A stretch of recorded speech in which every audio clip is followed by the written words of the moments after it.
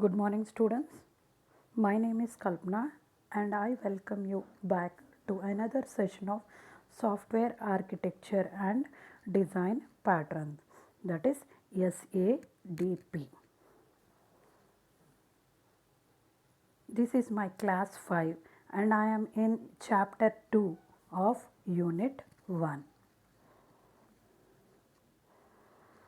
The list of contents I will be discussing in this class are documenting software architectures and reconstructing software architectures. These are the topics in chapter 2, and this is the last topic in unit 1. With this, we will be concluding unit 1. Now, documenting the architecture.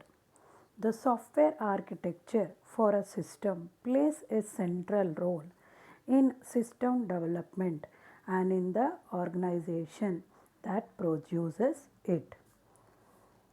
The software architecture plays an important role or basic role or vital role in development of a software for or any product or any project.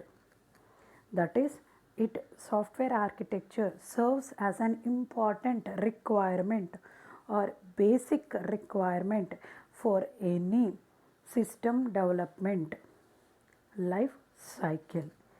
The architecture serves as the blueprint for both the system and the project developing it. The architecture is nothing but a blueprint or a plan for designing a system or a project.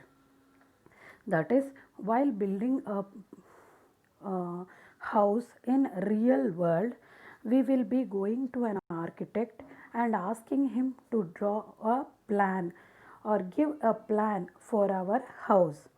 He will be giving or designing a plan based on our requirements and then giving us the plan. This plan gives a view about the future house that will be constructed. So, this plan forms the basis for the house being constructed. If this plan is efficient and good, then the house to be constructed will be such a suitable and such a good one. Okay. It defines the works assignments that must be carried out by design and implementation teams. See, this software architecture documentation contains all the details about the works assigned and works carried out by the particular person or team of persons. That is, particular module or particular part of the work will be given to particular team or group of persons, and they will be dealing with it. So the this details will also be maintained here. It is the primary carrier of system qualities such as performance, modifiability and security.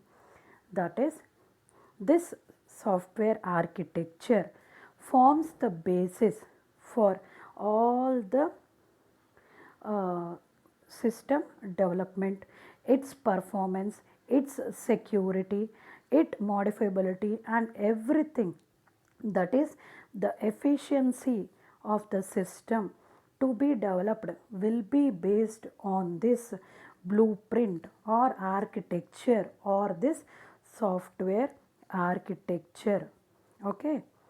None of the which can be achieved without a unifying architectural vision.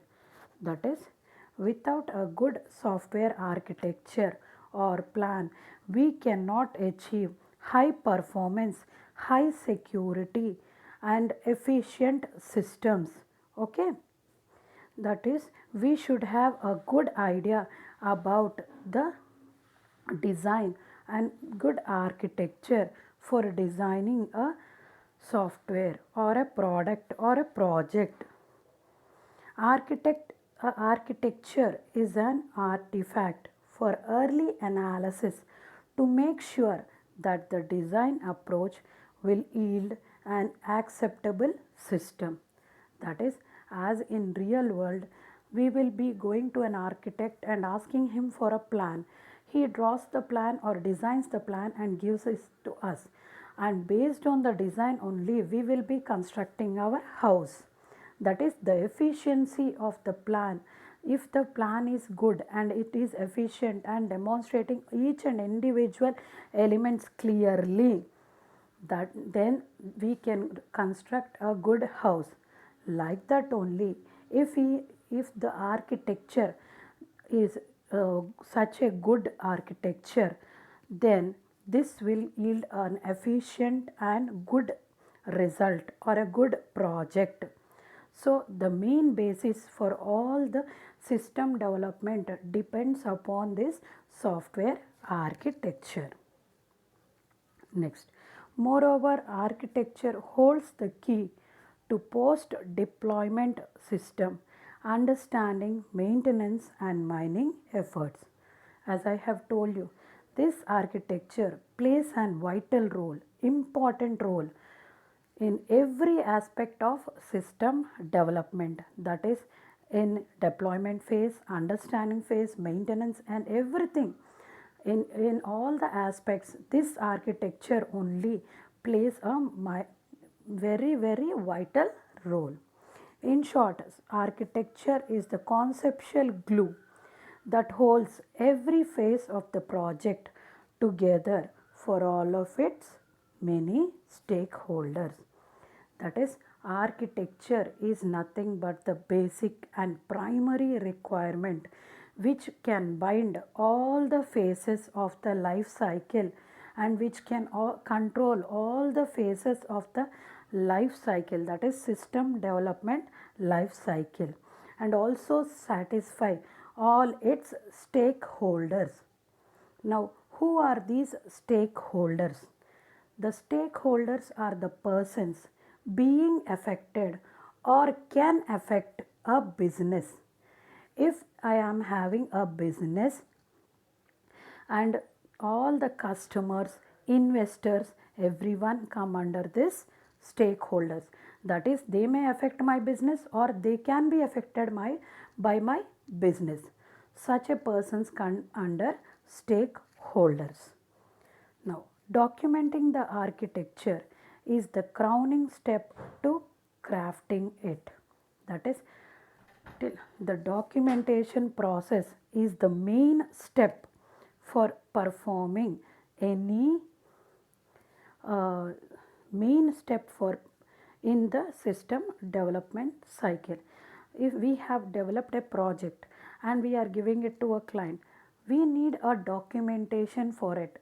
As you purchase a phone from the market, and that mobile will be accompanied by a manual, user manual, which contains all the details about the options available in your mobile.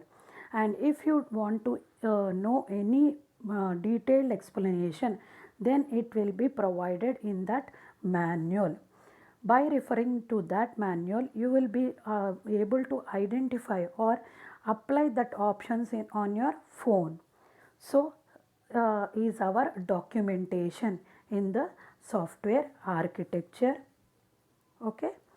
So, documentation plays a vital role. In C language also, you will be writing the programs, and besides that programs, you will be writing the comment part. That is the explanation or the detailed explanation about the process, about the things you have done there. So, documentation is very important and plays a vital role. Even a perfect architecture is useless if no one understands it or key stakeholders misunderstand it. That is, if we write the documentation only, it will be helpful for the clients to understand the process going on and or implement any option in their day-to-day life.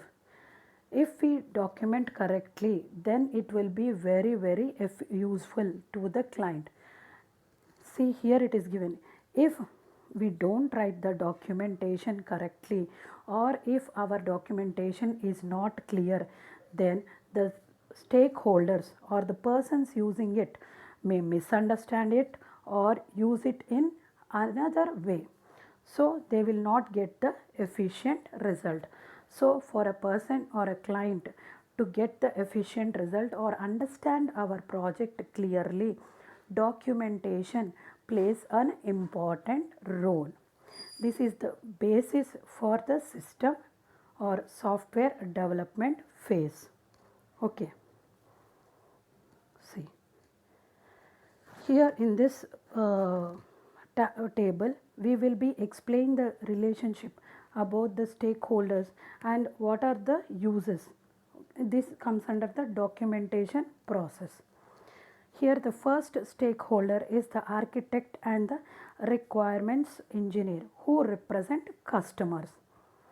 What are the uses of this stakeholders and what will be the documentation that will be got from this stakeholder? To negotiate and make trade-offs among competing requirements. That is, to negotiate means to discuss the requirements and to, if anything is not required, we can drop it. If anything required is not put into it, we will add it. Everything, additions and deletions and everything, every requirement will come to under a discussion in this part. Second one, architect and designers of constituent parts. To resolve resource contention and establish performance and other kinds of runtime resource consumption budgets. In this part, the architects and designers of constituent parts, the use is they will be planning the resource consumption budgets. What are the resources required? What is the performance? How the performance can be improved? How the shared resources can be allocated? And what will be the budget for such resource allocation? Everything will come into discussion in this aspect. Next one, implementers to provide inviolable constraints on downstream development activities. That is, this implementers is another stakeholder. The use of this stakeholder is to provide constraints. Constraints are nothing but the rules that we are imposing on the development activities. Okay. This constraints concept comes in the database management system, where we impose constraints like primary key, everything.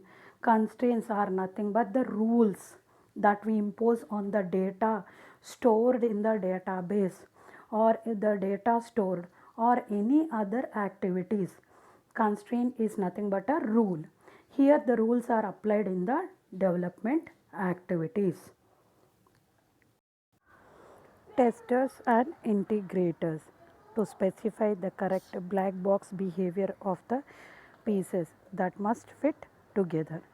That is, these testers or integrators are also stakeholders and specify the behavior and functionality of different components and how they are integrated together and how they can be integrated together to form a best and efficient system. Next comes the maintainers to reveal areas a prospective change will affect. Maintaining means nothing but maintenance comes in the system development life cycle. That is, after the product has been developed and installed on the client system. Our aim is to maintain, means to provide services in future also if they require any incrementation or if they require any changes also in further. Next, designer of others systems with which this one must interoperate. To define the set of operations provided and required and the protocols for their operations. This means our system in the incorporation means our modules will be developed singular. The individual modules or the individual units will be developed by a single person or a team of persons, and these will be uh, fitted together. Okay, and for that we require some protocols, or we keep some set of rules to provide the best performance and efficient system. Next, quality attribute specialist to provide the model that derives analytical tools such as rate monotonic, real-time schedulability analysis, simulation and simulation generators, theorem provers, verifiers, etc. These tools require information about resource consumption, scheduling policies, dependencies and so forth. Architecture documentation must contain the information to evaluate a variety of quality attributes such as security, performance, usability, availability and modifiability. In this quality attribute specialist stakeholder, the main use is they identify all the quality attributes, the resources consumed by them, their interrelationship among them, and the scheduling policies. You know, all you have already learned the operating system concepts, and in that you will know the scheduling algorithms, first come first serve, shortest job first, like that, scheduling and dependencies, everything. This all impact the overall security, performance and availability and everything, every aspect of the software being developed or the system being developed. Last is the managers to create development teams corresponding to work assignment as identified, to plan and allocate project resources and to track progress by the various teams. These managers are the another stakeholders. Their use is to identify the work or the assignment and assign them to the people or team or one single person and allocate the required resources for them. That is, in this phase the product or the project will be divided into small modules and it will be given to small teams of people, that is assigned to small team of persons or single persons, and they will be also provided the resources necessary for performing the various activities. Okay, the manager also will keep a track of the progress, that is what are the things going on there in the team and how well they are doing and what is the progress rate, that how well is it going on. Everything will be looked after by the managers. Now, next, coming to reconstructing software architecture.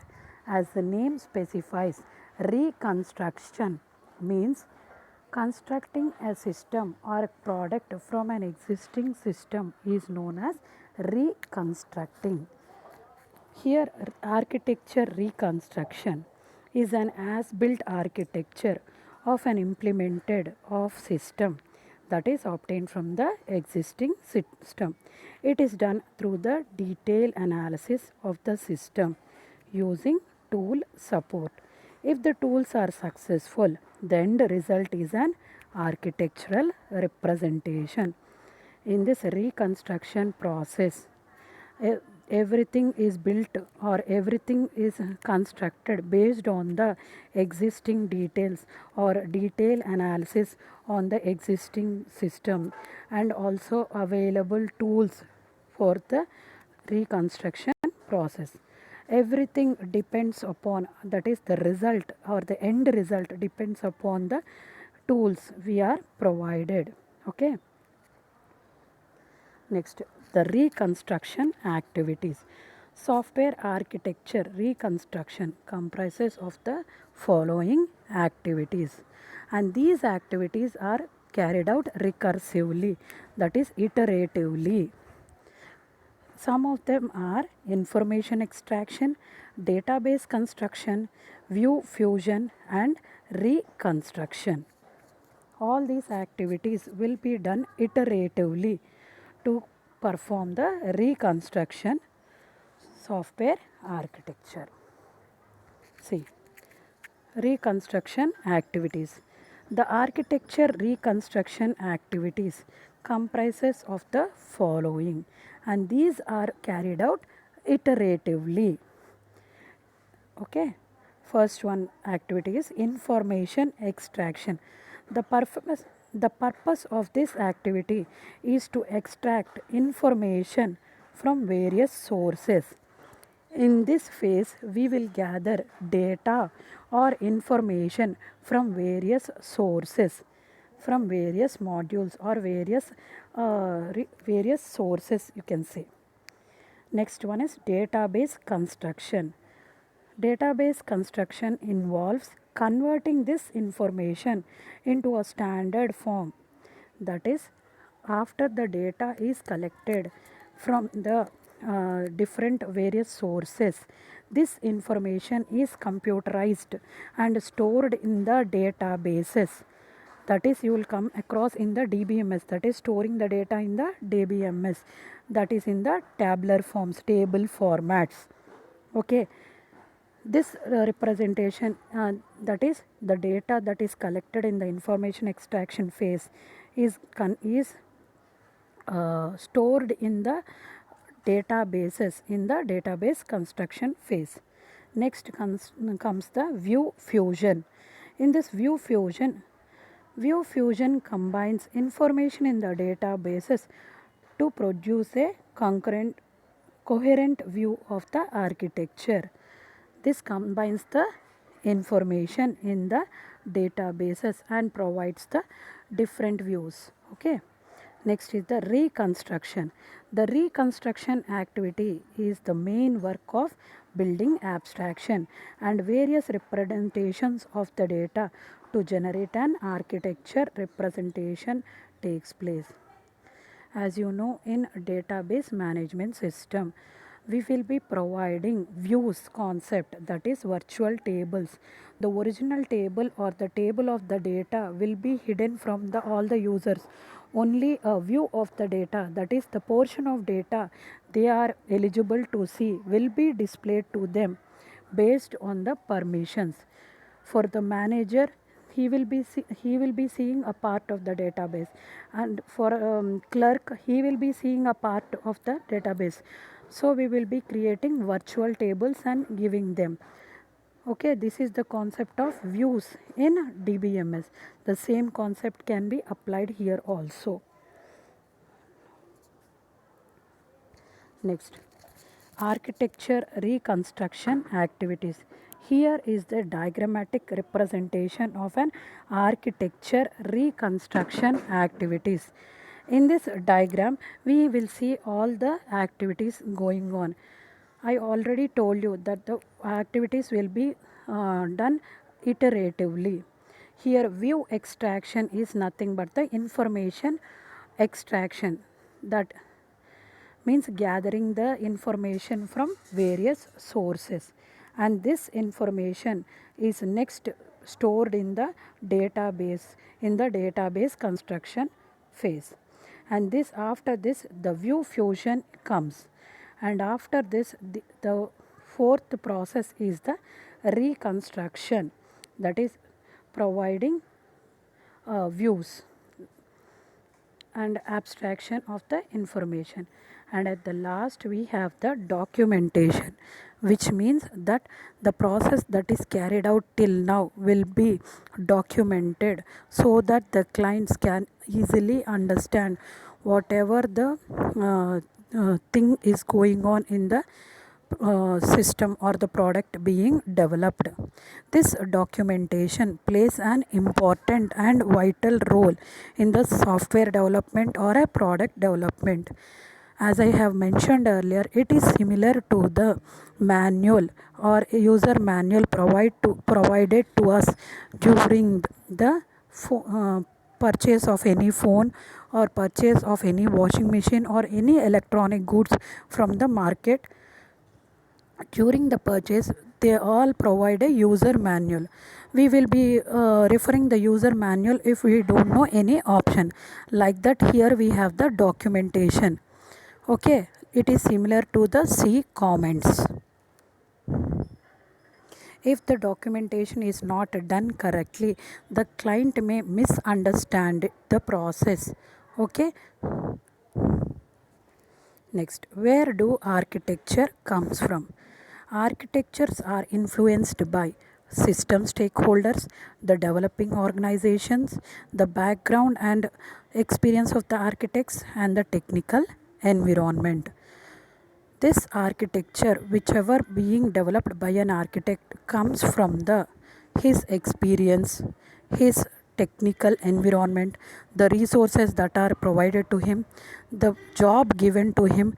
Everything impacts the architecture designed by a architect. What makes a good architectural process? The architecture should be the product of a single architect or a small group of architects. That is, to get a good architectural process or to perform a good architectural process, or we should assign a job to a single person or a small group of persons. If we assign a job to a big group of persons or big team, they will be having different views, and this may lead to confusion. So for getting a good architecture, it should be done by a person or a small group of persons. Okay, the architect should gather both the functional requirements and a well specified prioritized list of quality attributes.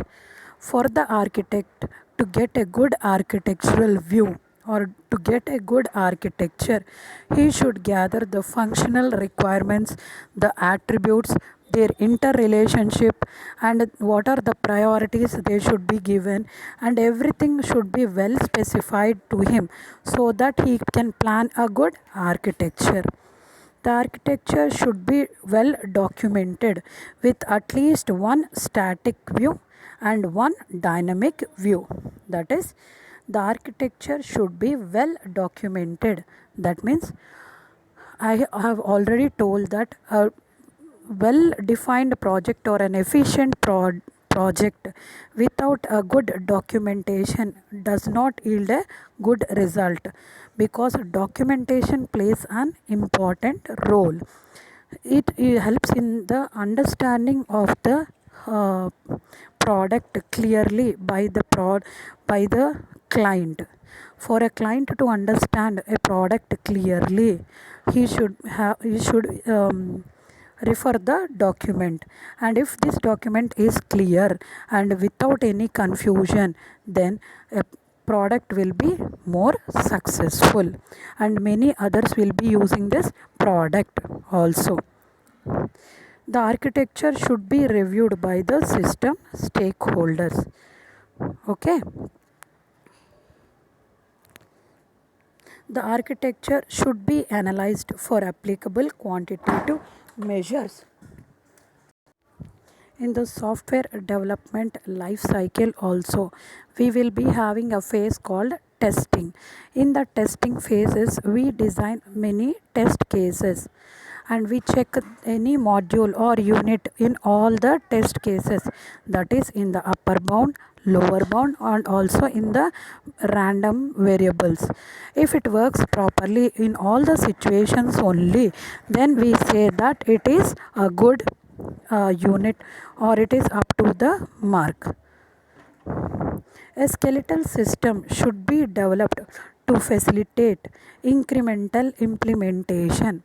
Skeleton is nothing but the internal structure should be clearly mentioned and should be clearly developed, so that in future if the client requests any incrementation or any changes, it can be easily implemented. Okay, resource contention areas should be minimized and clearly identified. Okay, these are the different requirements for getting a good architectural process. Okay, with this, we will come to the end of class 5. Hope you all understood this documentation and reconstruction process clearly. Okay, thank you.